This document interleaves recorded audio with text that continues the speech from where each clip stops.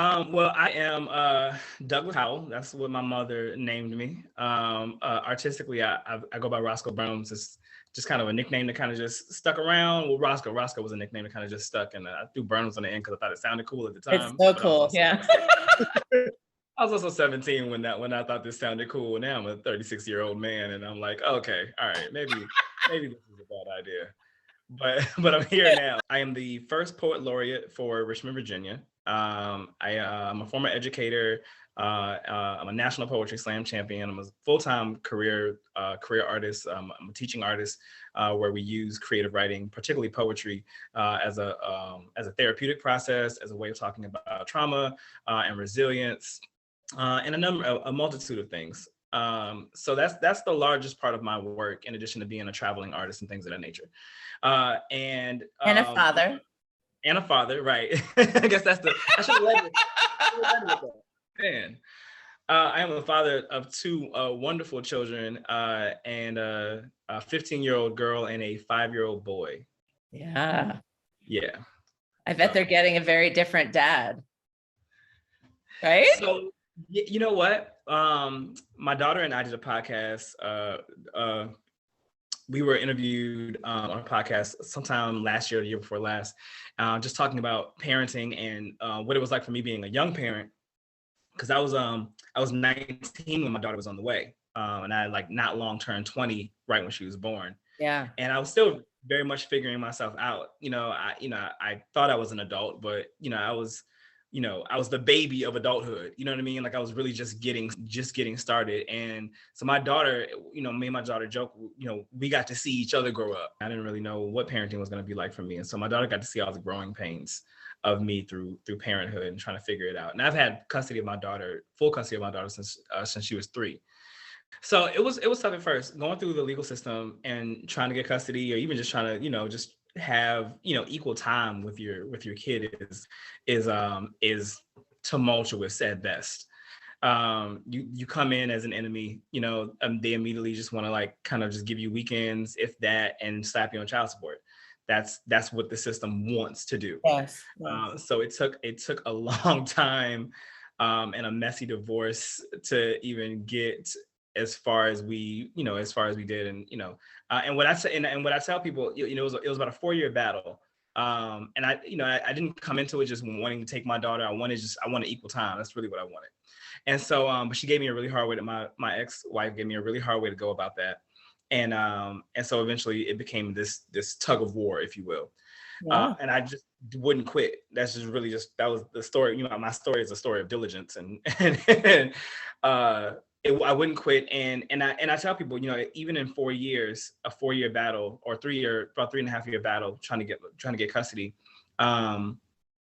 It took for me to do everything right and for her to do everything wrong in order for them to give me custody. Originally, I came in just wanting to split it down the middle. Yeah. Right. But that became so contentious, and that I was just like, okay, well, fine. I want full custody then. And so then it became a battle for full custody. And then, about close to 4 years later. So I ended up getting full custody. But she had the shortest answer is that I had to be on my P's and Q's. I had to do everything right. I couldn't mess up. I couldn't have paperwork out of place. I couldn't miss a court date, nothing. But she did all the things. I mean, she would miss court dates. She would like get smart with the judge. She would do she was a mess that whole 4 years. Wow. Just thinking that I ended up getting full custody and then still being put on child support. What? Yeah, because she was able to go to social services and lie and just say she had the kid, and they didn't check anything. She's the mom. They didn't ask for any paperwork. They didn't ask for any verifications. Social worker just took her case. I got the notice that I was on child support. I already had arrears, and they were starting to garnish my wages, which is another way I realized I was on child support. So I ended up having to pay $5,000 in child support before they were actually able to close the case. And then they couldn't get any of that money back. I would have had to sue her in order to get that money back. So, but I needed the paperwork to prove that she lied to social services. Well, when I called social services, they lost her paperwork. Oh my God. Was that motivated at all by not having a good relationship with your father? Like I learned through your material that you didn't. So I'm just wondering the connection there. So yeah, so to circle back, yeah, I didn't have a relationship with my dad, and I got to meet him when I was an adult. We are not close to this day. And so I was raised by a single mom, raised by the matriarch. I say single mom, but I was raised by the matriarchs in my family. So I lived in a house with my mom, my grandmother, and my great grandmother. Oh my God. And then there was a time period where my aunt, my mother's older sister lived with us as well. So I was surrounded by matriarchs. By amazing women. That's Yeah. incredible.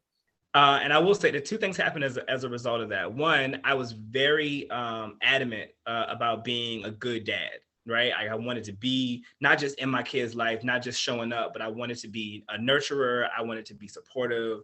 I want to be somebody they could depend on, that's reliable, that they trust. I wanted to show that. I wanted to prove that to myself that I could be that. Because I didn't get that as a kid from the male parent in my life. All the women in my life were, they showed up. They showed up constantly. And then, also being raised by matriarchs, it changed. Like, I think that I behave differently, a little differently than men who are raised by maybe traditional male role models and things of that nature, right? My outlook on how women are supposed to be treated was very, very different as a adolescent, as a young man, because I had a different type of reverence. You get a different type of reverence when you're raised by nothing but women. Like, I had no male role models. My brother was locked up. My uncle was never around. My dad wasn't around. So it was all women in my life. So it changed my perspective on how you treat women moving forward. And then ironically, I ended up having a daughter first. Well prepared.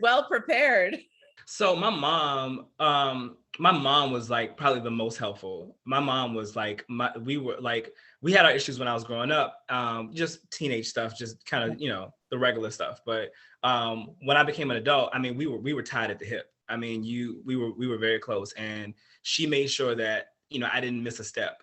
So I was fortunate to have, to now have had this like grandparent to my kids, right, who was like very invested in making sure that they had everything that they needed, that we were safe, that we had someone to rely on. Yeah. So when I, whether it was, I couldn't afford daycare, my mom's picking up the slack, she's, picking them up from school when I have to work late, that kind of stuff, you know what I mean? So she was an integral part in raising my daughter, and her and my daughter were very close. My mom passed recently in December. It's fine. She's at peace. She had a very, very long fight with breast cancer, and then later brain cancer. Oh God. Yeah. But she was a trooper all the way up until the end. So, she earned her right to go. It wasn't a bad experience. You know what I mean? Like, we got a chance to like say our goodbyes. My brother had recently gotten out of prison. He did a 20-year sentence. And yeah, he came home. I moved him in with me. And he, him and my mother reconnected. We all got a chance to bond and love on each other, until she passed. So obviously your relationship with your father, or lack of relationship, informed your commitment to being a really present and different kind of father. And I'm curious how your art kind of came to be from that place. And then this relationship and raising a son instead of a daughter, how that might be different given the desire to be a different kind of man. Right. So, I'm always very transparent in my work. I try to be as transparent and as vulnerable as possible, particularly because you don't get to see that out of a lot of men, particularly Black men. We're always kind of expected to be kind of tough, kind of stoic. We're allowed to be angry, but we're not allowed to feel anything else. Yep. So it's been a large part of my mission, even pre-fatherhood, wanting to just be very open and very transparent, very vulnerable, very in tune with my own emotions, and being very vocal about those things so that other men feel comfortable being that vulnerable as well. Because I think that's a very important part in relationships in general, whether it's relationships with your partner, relationships with your children, like the ability to open up and trust and be vulnerable and feel safe enough to share a part of yourself with someone. So I won't say that I treated my kids differently, but I think that it resonates different because of the expectations that we put on certain gender identities. Yeah. And so I am a lovey-dovey parent. I am the kissing, hugging, super affectionate. They can't stand it. I chase them all around this house. I'm going to eat you. My sister just had her first son, so I have a nephew now, and so when I see him, I'm like, I'm pinching cheeks, and I'm like, I'm that, you know. She tells me I'm an auntie, I'm not an uncle, because of how much I love and dote over these kids. I love it, and they love it too. They give me a hard way to go. So. But it's all, what I say it in the poem. I'm like, it's if we're talking about kissing your kids, right, and showing them affection, it's not a poem if you're talking about your daughter, right? Because it's kind of this normal thing. We expect the daddy's girl. We expect you to have that type of relationship with your daughter. It becomes controversial when you do this with your son, because you're supposed to kind of train your son to be a warrior, a fighter, harder, so you're not supposed to kind of like treat him in this way. But I wanted more affection. One thing that my mom and I talked about as an adult was that she wasn't very affectionate with us. She wasn't very affectionate with us because she was raising two boys essentially by herself. Yeah. And she didn't want us to become soft. You know what I mean? She's old school, deep South. You know what I mean? So, and I don't fault her for it. But as an adult, I was like, man, I wanted more affection. I wanted more hugs and kisses and I love yous and stuff like that. And she was transparent later. And she was like, I wanted to be that parent. She wanted to be the doting, lovey-dovey, affectionate, touchy-feely kind of parent. And she just felt like she couldn't be because of the role that she had to play. Can you say some of your kiss poem? Sure, I don't mind. Yeah. Okay. I kiss my son on the forehead, on the cheek, and he's a baby right now. But I'm going to kiss him the first time he pees in a potty all by himself. At 6, I'm going to kiss his scraped knee when a bike ride becomes a bull ride. He'll get a peck atop of his head every day before his school. And in middle school, when the first person he puppy loves dogs him, when a flood breaks from his eyes, I will kiss him dry. At 17, I'm going to give him a kiss before prom and tell him he's gorgeous. At 18, give him a smooch before he graduates. I kiss my son because kids are always kind of embarrassed when their parents kiss them. And I really love embarrassing my children. Kiss my son because I kiss my daughter. That's not a poem. We're expected to kiss daughters, cradle, coddle, give them all the affection, but not our sons. No, we punch our sons in the shoulder, in the chest. You man up, you go hard, you be a stone, a wall, but not like Stonewall Rebellion 1969, because that would be gay. And you know how some fathers are. They're so scared for their sons to be gay or to be anything different than their assumptions, because we are lied to. We are lied to and told that gay means sensitive, or that sensitive means soft, or that soft means feminine, or that feminine means weak. Fathers are expected to chisel their sons into gargoyles, these sculptured monsters, and make concrete of their sexuality or their personality, leave their emotions a fluid, forgotten center. I kiss my son because my mother couldn't kiss me, because my mom had to be a dad. I kissed my son because my dad was never around to kiss me or hold me or tell me I'm beautiful. Not that he would have anyway. I mean, he comes from a time where manliness gets cut from affection, and patriarchy has always pulled the strings, making men these hyper-masculine marionettes who boulder their fists and try to puppeteer women. Masculinity, so fragile, but held in the hands of men who only crush and violate, but not my son. He will not grow up in that crater of manhood I am climbing out of, where the threat of emasculation is an earthquake, looming around every shaky compliment, where even a hug is a tremor, where I love you is a fault line dividing men, where fathers won't even embrace their son's cheek for fear of cracking his face like crust, where the male ego gets built like a castle, but could crumble with just a kiss.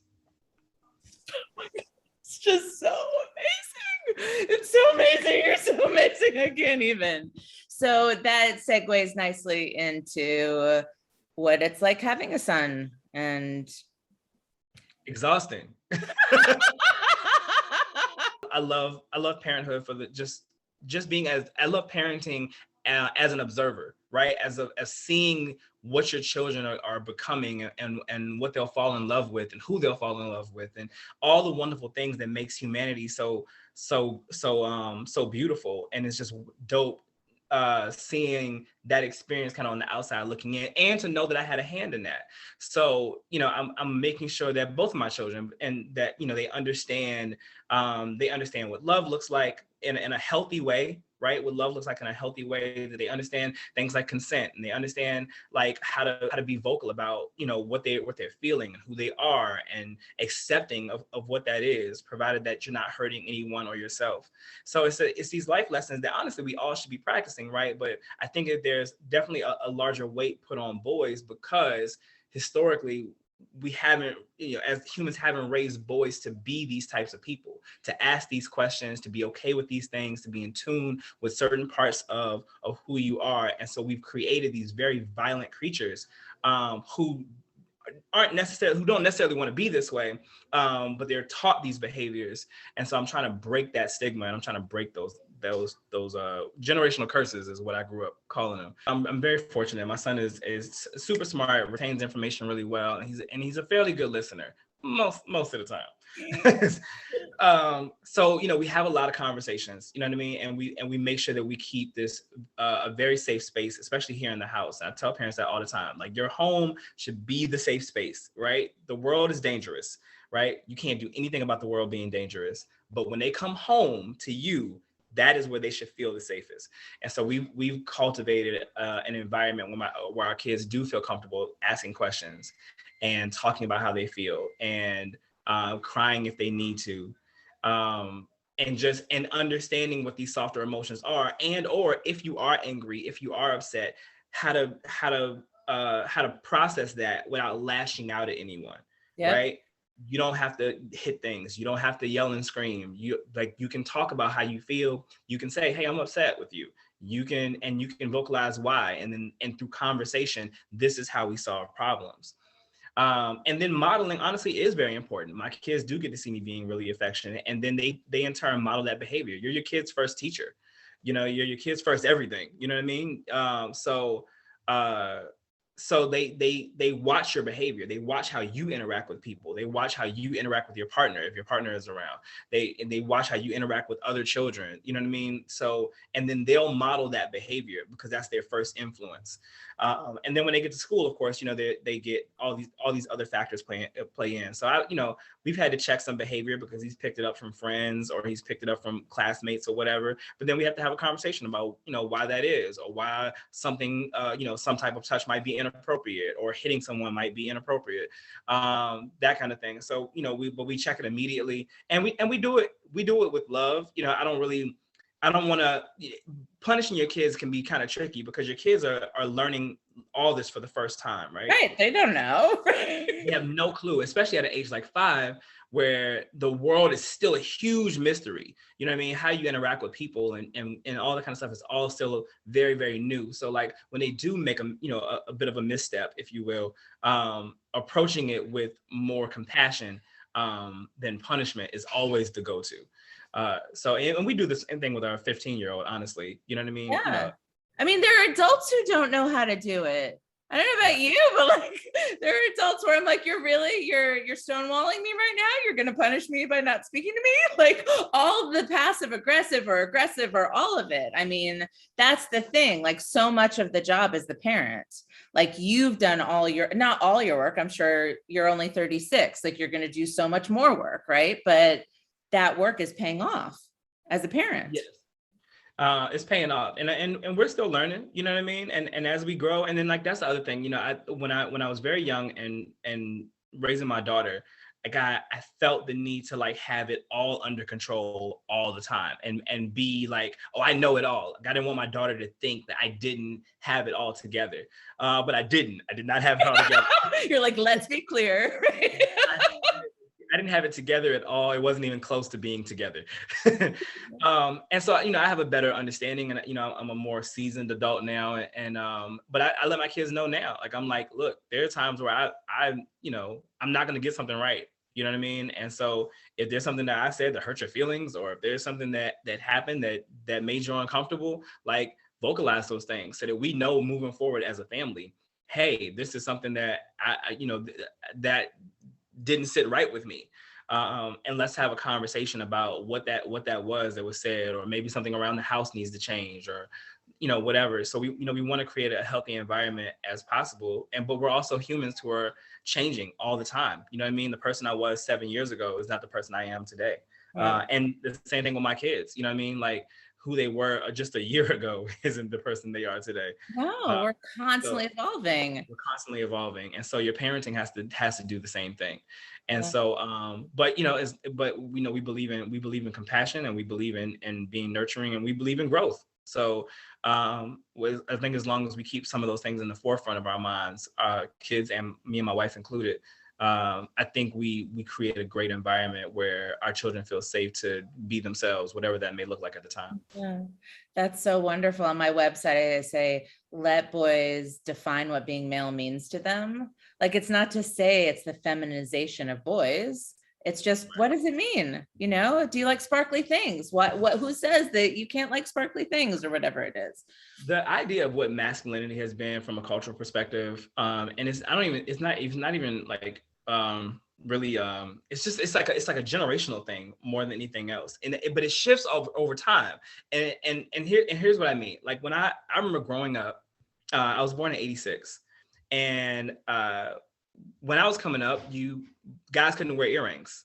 It was quote unquote gay or feminine or whatever if a man wore earrings. When or there was some kind of thing where it was like left is right and right is wrong or something, right? So then it changed all of a sudden. Then it was like, whoever started wearing earrings or whatever, they started wearing it in the one ear or whatever. Then it was like, oh, well, if you wear it on this side, then it's masculine. And then if you wear it on the other side, that's questionable. And I'm like, who cares? How did we come up with this? Then it was like, and then you could wear it, but then the 90s hit and you could wear them in both ears. Then you had guys walking around with whole diamond earrings, right? Now, if like my grandfather looked at those guys, he would say that they were feminine, you know what I mean? But in for that generation, they're just as masculine as anybody else, you know what I mean? Then it was like the colors. You couldn't wear pink. Guys couldn't wear pink, right? It was a feminine color. You couldn't wear pink. Fast forward to the 2000s, at least within the hip hop era, like then certain rappers started wearing pink. Then it was cool to wear pink. Now you could wear pink and be masculine all of a sudden, right? Then the whole thing changed. So that they moved the goalpost. They move the goalposts all the time. So the idea of what's masculine and what's feminine has always been arbitrary and just constantly shifting. Yeah. You know what I mean? So yeah, there are no definitions. Let your kids define what that means for them, and let them love what they love, or who they love, or whatever. And understanding that it doesn't make them any more or less human. So, at the end of the day, I want my kids to be good humans. Yes. And whatever that looks like for them, as long as they're being good humans, and they're being good humans to others, and they're being good humans to themselves. I'm just curious if giving your children the freedom to be human has helped you with your own mental health. Extremely, because it's a learning lesson for me as well, right? A lot of times, like the issues with depression is a lot. Some of that comes with shame, right? You feel ashamed about how you feel, and then you kind of sink deeper into that spiral that happens. And so we're trying to create an environment for both of my kids, right? But especially when I think about my son, like a world, an environment here at home without shame. Yep. Right. So that you don't feel like you have to bottle these feelings up, because then that can exacerbate some of the negative thoughts that can lead to then negative actions. My first suicide attempt was at 13, and I tried to swallow a bunch of it was Tylenol, or it might have been, but it was like some over-the-counter thing. That was my favorite thing in your one-man show, when you were just like, thanks, Dan Rather, for telling me all of the medicine that I could take and the right dosages to kill myself. Thank you. Right. And so I'm like, I just knew this was going to end me. And I just downed a bottle of pills, and I just wanted it to be over. I just really ended up with a horrible stomach ache. I threw up the entire night. Tried to keep all this from my mother, and I still went to school in the morning. It was the worst. Oh, it was the worst. But that was my first attempt. And, and people think that when people commit suicide or try to commit suicide or do commit suicide is because they wanted to die. And it's not the case. You want the pain to stop. You're going through something that's really traumatic. You're deeply depressed and you want that to go away, right? And then sometimes it seems like the only way out is this. And so it's just the way of the brain kind of lying to you, you know what I mean? But it happens, and we've got to be able to be in a space where you feel comfortable talking about that to somebody, right? So you can prevent some of the, some of that. And so that's the goal now, knowing that and knowing that depression is something that I've had to deal with for a very long time, and something that I still struggle with. Now being able to like have that information after going to therapy and after, doing all the things that are necessary to keep myself healthy, now being able to gift that knowledge to my children. And so that they're more equipped than I was in a household where we didn't talk about suicide, and we didn't talk about depression, we didn't talk about bipolar disorder, and or even recognize those things as things that even existed. I grew up in a very like spiritual, very religious household, and if you were depressed or sad or whatever, then you pray about it, and that was the fix. And that's just, it wasn't realistic. It wasn't realistic for me. And then there were a handful of more attempts as I got to later in my my adolescence, my teenage years. So I'm very grateful to be here. And I'm grateful you're here. You're like one of the good humans that's helping. Thank God you're here. I am trying my best. So, it's funny. So I actually, when my daughter's mom and I were going through a lot when I found out that she was pregnant, I was actually on the side of an overpass, like dangling my legs off the guardrail, looking at the highway, trying to convince myself to jump, when I got the phone call that my daughter's mom was pregnant. She told me, she showed me she was pregnant. And so like my daughter hates when I tell that story, but that's just what it was. You know what I mean? That's just what it was. I was in a really bad place. And I wanted to be done with it all. And then I found out that I was having a kid. And so I slowly and carefully got off the guardrail. And kind of just, I knew I had to make a change because I didn't want my kid to have that story. You know what I mean? So I'm very grateful for her. That's my little life-saving baby. Dealing with depression and dealing with bipolar disorder is a constant struggle. And so one that I am navigating very carefully with a lot of healthy outlets and therapy and, constantly kind of analyzing and reanalyzing and reassessing kind of where I am emotionally throughout the day. Being a parent and having this knowledge and understanding what this type of mental health struggle can look like makes you more aware. You start to see the signs early, and because because I know enough now to handle these things in a healthy way, I'm able to give that to my kids. And so it does change a little something from my own mental health journey. One, because it makes me more aware of it, and so that I can make sure that I'm still doing all the healthy things. Because again, modeling is important, right? If they are having these struggles, I wanted them to be able to see, okay, well, my father dealt with this, but he was able to handle this in a mature and in a healthy way, and he's safe and he's okay. So these things are possible. Right, like he knew that he needed more sleep because the lack of sleep could trigger an event, right? That kind of thing. Which is the conversation I just had with my daughter. I'm like, yo, sleep is a large part of all these things. Short-term memory, depression. You gotta be good to yourself. And you have to make sure you're drinking enough water. You gotta make sure you get enough sleep. You have to find healthy outlets. You gotta find a therapist that fits you. You gotta use all the channels and use all the resources that you have. But without me going through this, I wouldn't have the knowledge to being able to pass on to them. And so it does feel good. It feels good to be able to pass that on to my children and pass that on to my students, knowing that they won't have the same struggles. They won't have to go down the same kind of rocky path that I went through trying to figure this all out as they go. They'll be more prepared for it. And so it changes my journey because it makes it feel like this isn't all for nothing. You know what I mean? Like, understand that like your story can now help somebody else in some way. And so that's the point. The idea is to make somebody's life a little easier. So is there any last thing before we go that you would say to either a parent who's struggling with mental health or struggling to give their kids permission, their sons permission to feel because they're worried, oh, I don't want them to be soft? Any advice you would give? Particularly for parents who are worried about their son growing up to be soft. I would honestly ask them like what they are preparing them to be hard for. What dangers do you think exist that your son has to be kind of on guard his entire life, right? And then how do you think that that is going to affect his relationships? Because I think sometimes we forget that part, is that we want people want their sons to be these hard, stoic creatures to be able to, I guess, defend themselves or not be affected by their emotions. But eventually these boys grow up to be men who go on to have relationships. And nobody wants a partner who's and angry and, like that's it Shut down.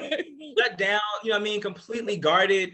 Nobody wants a partner that's like that. So like, are you raising them for you, or are you raising them to give something good to the world, and or give something good to a future partnership when they become adults? I mean, I think parents have to think long term in a different way than what we've been trained to think, and understand that the same freedom that we want as an adults to be loved and appreciated for who we are, that's the same love and appreciation your kids will want from you today, and moving forward. They want to be loved and appreciated for who they are, because they are also humans. And I think sometimes we forget that.